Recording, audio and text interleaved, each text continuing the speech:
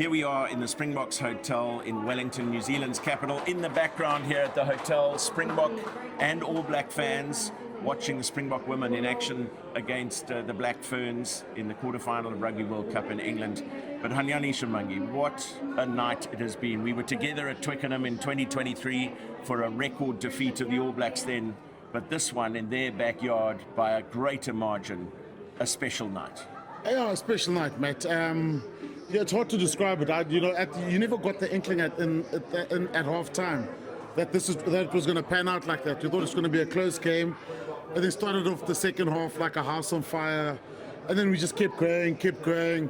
But the determination, the gut show, and New Zealand had us on the, came around us sometimes, but the scramble defense, the interlinking between forwards and backs, Damon Willems's performance, you need to mention that, Mani Lobok coming on, slotting his kicks. You can't think of one Springbok player that had a bad performance. Jasper Wiese, after his long break, coming on, Peter Steph Tutoy, that looked like there were three of them on the field. So I'm happy, happy. The heart is full for a lot of Springbok supporters and what they've done, what they've achieved in a place that's hard to win. New Zealand did not expect this. I spoke to some of the guys that have worked in New Zealand rugby, played for the All Blacks. They were shocked, they didn't see it. But again, they just said, well done guys, you guys were much better than us. And the Springboks were, but an incredible performance. Shimmi, coming out of the last week's game at Eden Park, so much of the talk was around the number of 22-metre entries that the Springboks managed to achieve, but not converting them into points effectively. And it looked in the first quarter of the game as the same story was unfolding, but then in that second half something clicked. Yeah, look, it was almost like a grind. I thought we got our front row substitutions right. We started generating penalties from then with Wilkela, but also I thought the refereeing was a lot better, to be honest with you. There were a lot of infringement that were penalised that the All Blacks got away with last week. The breakdown speed was a lot quicker. It allowed Sasha Feinberg, Mani Lobok to get on the front foot quicker. Willemse did well when he moved to fullback also. But you got to look at a guy like Ethan Hooker. He admitted that, when he looked, he thought, okay, I've made Springboks. He probably won't get a chance in this test. He was phenomenal. Afterwards, the guys were asking, who's this guy? Where is he from? So there's a lot of, you got to, as much as we enjoy it as commentators and fans, you're happy for these guys, the players. They get to live their dreams. They get to enjoy a night like this, and it's something they'll speak about for the rest of their lives. What was particularly special as well is the way they had to adapt to adversity. Loet de Jager lost early to injury, Erge Snyman into the second row, then Sasha Feinberg and Ngomazulu failing an HIA, Apalele Fassi having to leave the field. Kobus Reinach was off for an HIA which he passed, but in the first half already all three backline replacements were on the field. They needed to reshuffle, they needed to reset, they needed to adapt, and they did so brilliantly. Yeah, I think that's the benefit of rotation. The more you think about it, I think we're ahead of our time in terms of what you're doing. You consider the test matches, I think it's 15 test matches this year, probably the same next year, and then there's the World Cup afterwards. So, you could pick another team next week and it'll still be a bloody strong team. When we sort of saw the guys in the change room, and you look at Apollo, Damien de Allende, Ebenezer, those guys are not done with the Springboks. They will still up their performances, but the fact that these guys perform so well just shows what we've been doing in terms of building depth. None of them looked out of place. They've trained together. We saw a lot of 15 on 15 throughout the week. So an incredible week. And one thing about the Springbok management is they find solutions. They managed to change their training program this week, and you can see the benefits of it. There were times when it looked a little bit shaky in the beginning, but they managed to get it together. And what a second half of rugby.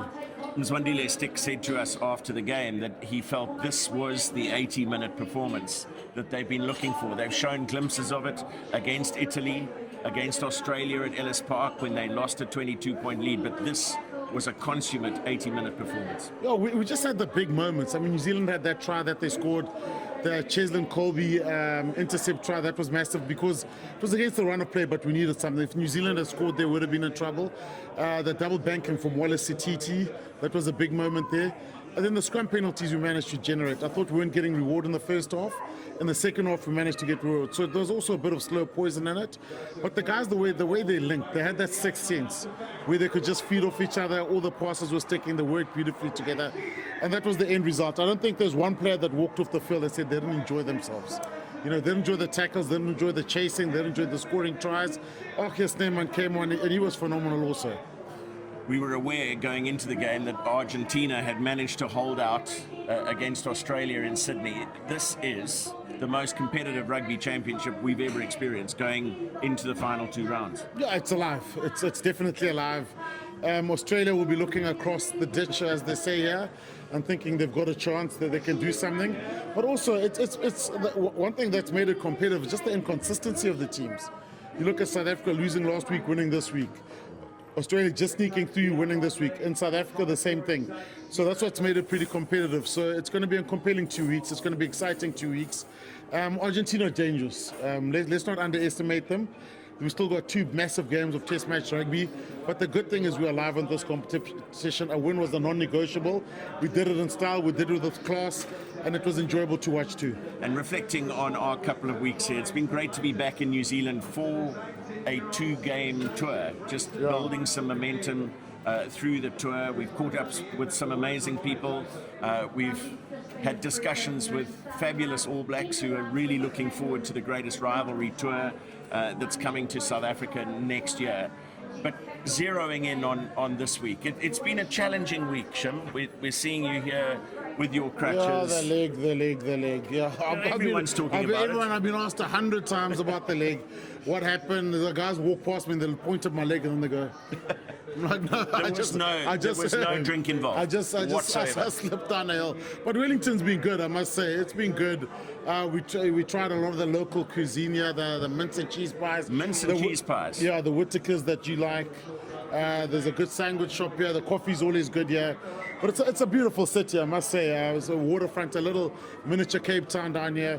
But you can feel there's this Test match here. We're a kilometre away from the stadium. The South African fans here almost seeing the Bok team off because they can walk through afterwards. The cake tin emptied out pretty quickly. That's caused the Springbok performance. But, one thing you love about New Zealand is they're a knowledgeable crowd. You listen to a lot of the podcasts. When you go to a function, the questions they ask a lot of, there's a curiosity around South African rugby. They love the fact that they're coming to South Africa, and that's what makes it magnificent. It's been a good 2 weeks. It's been a fantastic 2 weeks, but ready to go home now. Well, the Whittakers that Shimmi is referring to is the most exceptional chocolate. I have to tell you, I got the privilege of going for a tour of the Whittakers factory, which was very close to the Springboks training ground. I went there yesterday, came away with some product as well. And by the way, they are 20 years in a row New Zealand's most loved brand, and number 2 is the All Blacks. That's how good the chocolate is. Yeah. And I'm bringing some home for friends and family to sample. But yeah, a fantastic week. And last night, our friend Grant Nisbet, who's done over 350 All Black Test match commentaries on radio and television, he asked us to come along to his local rugby club, Ponike. Yeah. And we saw Dane Coles and Nehe Milner-Skudder, who had played against the Boks in the 2015 Rugby World Cup semi-final, and also Tamati Ellison, who's part of the All Black coaching team. A special night in a special rugby club, which remains the heartbeat of rugby. It is the heartbeat of rugby. I think for us, it gave us a chance to get out the hotel, meet some of the local rugby guys, but also it just shows the excitement behind the Test match. But the interesting thing, though, is you speak to now, speaking to the New Zealand guys, there's going to be, what do you call it? An inquisition. Inquisition, a fallout. After a loss, there's a lot of wise men. But the reality is we've been here as a Springbok team, when we got a hiding from New Zealand, and now it's happening the other way around. And it's thank goodness for our team and what they've done, what they've achieved. But you can see the growth in the team, and I think this was a massive moment for South African rugby. The fact that we made those changes, we played a beautiful rugby, we managed to win in style, and it shows that this squad here is the strongest squad in world rugby. I can't think of a stronger squad. You could pick another 15 or 23 next week that will be just as strong and probably could beat most Test teams in the world. And it just showed that not many teams come to New Zealand and get a result like this. History-making moment. The South African fans have enjoyed it, and a lot of them are still out. A number of double World Cup winners. Not playing in this Test match, sitting on the sideline, but having done the hard work during the week to prepare this much younger, less experienced team for what they were going to face. Yeah, Matt, for me it was never really a young, inexperienced team. Those guys, Damon Willemse has won 2 World Cups, Kenan's played, so I don't think there's an old team or a young team. I think it's a squad. and the fact that they're all happy for each other that they got results. I think we need to move away from saying it's the old team or the young team. Those guys have still got a lot of rugby to play. I think Pollard's only 31 here. It's incredible. So he's still got loads of. He's younger than Barrett and most of those guys. So he's still got lots of rugby to play. So it's a squad.